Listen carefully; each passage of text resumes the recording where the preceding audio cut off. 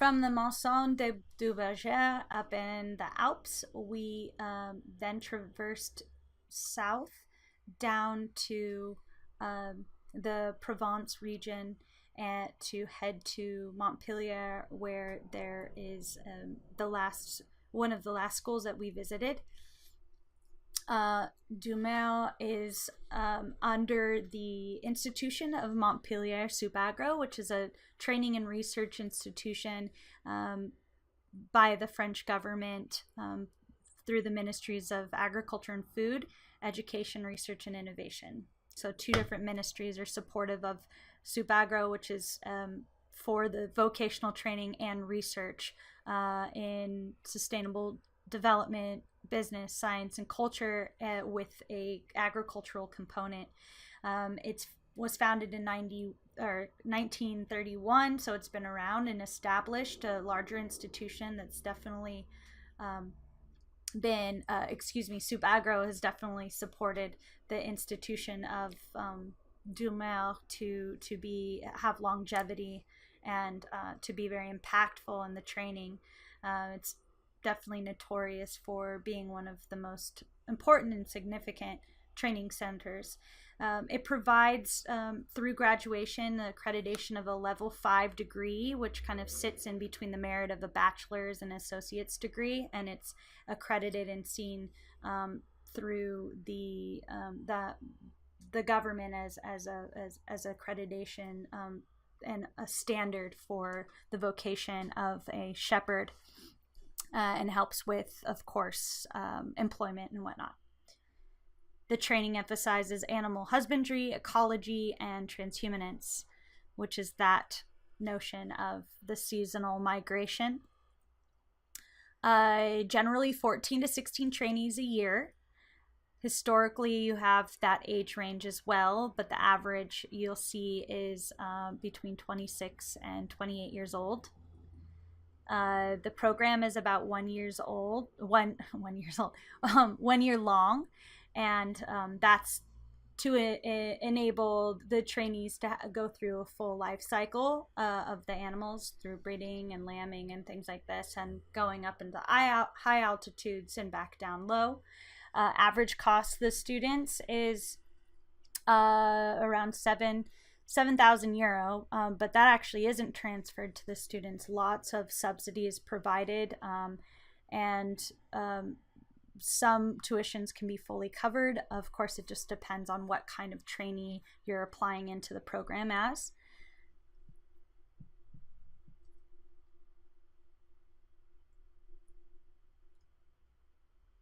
And this is us visiting Montpellier. The emphasis is on that alpine, that higher elevation shepherding without fences. A lot of it is that working and driving with dogs and understanding the ecology as well as animal behavior based on the circuits that you are grazing your animals throughout the day. You're going to have emphasis on training of predation preventions, work of guard dogs, how to night pen animals. Predation is a big issue. Ecology and transhumance, again, what's the relationship like between the ecology and how the grazing managed participates in the ecology and plant biology, and really what are the goals of the national parks in which these shepherds are managing these animals in the commons. There's definitely ecological approach and goals that the shepherd is aware of when managing the animals.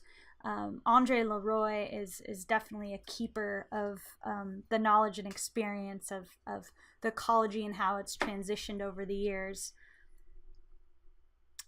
This is just an example of the brochure that kind of gives the information to students. Of course, the work of working with guard dogs is a part of that predation issue is definitely there, and so that is actually part of the curriculum, is working with guard dogs. To the lower left, you'll see Michelle Jallet, and she's been the administrator for a very long time, a veterinarian, and one of the core administrators that makes things tick there.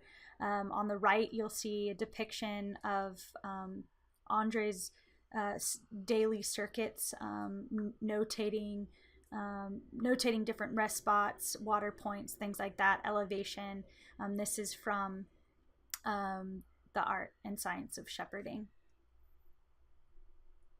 Example of another standard circuit in one of the pastures, or, you know, vicinities in which grazing takes place.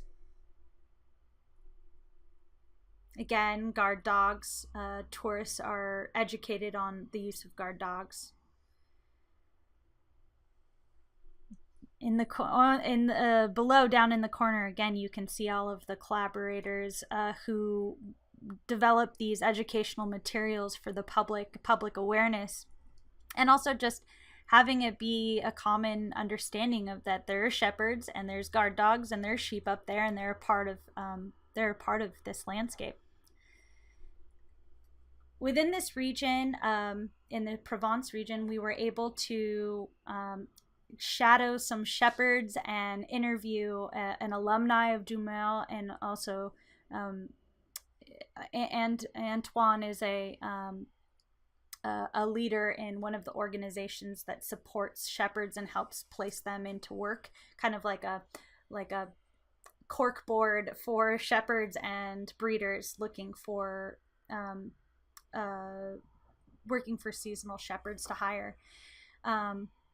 Jean Ahun is also a shepherd, a hired salaried shepherd. She gets paid to manage these animals for a certain duration of time.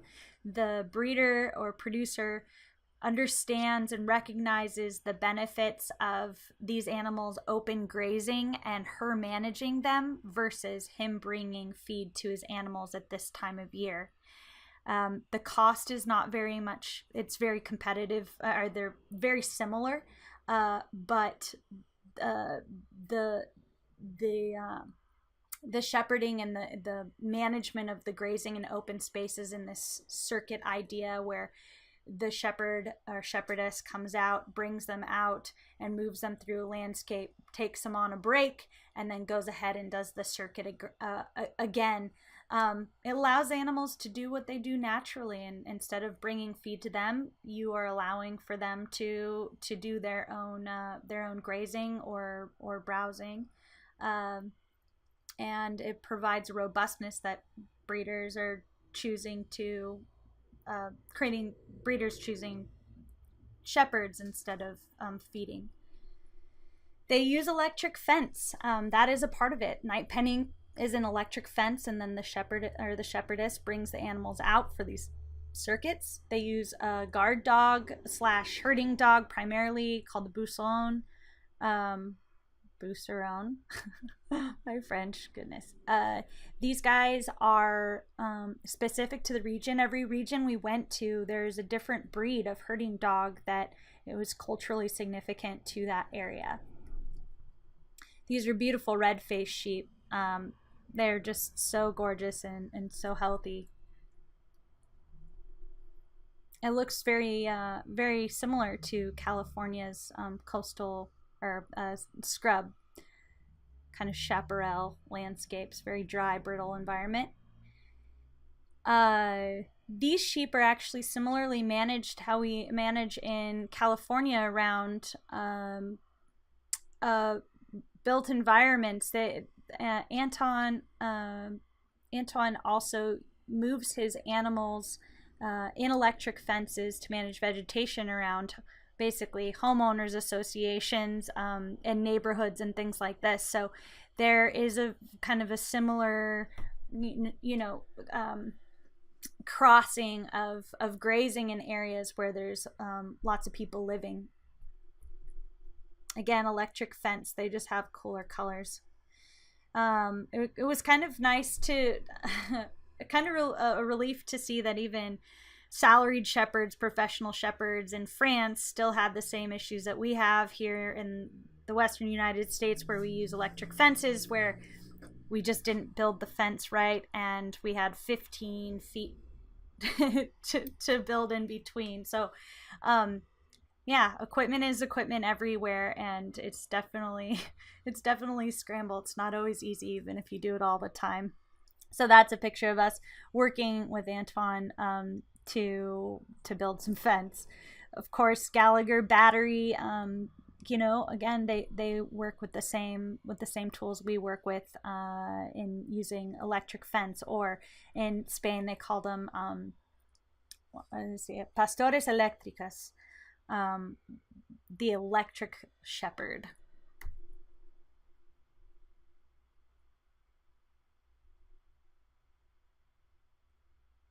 Antoine lambs inside and doesn't dock tails. He says he doesn't need to. He hasn't had any issues, no fly strike, nothing like that. They're beautiful, healthy lamb. He raises his own animals. He has several hundred head, I believe. And he produces lamb that's sold in their local grocery store.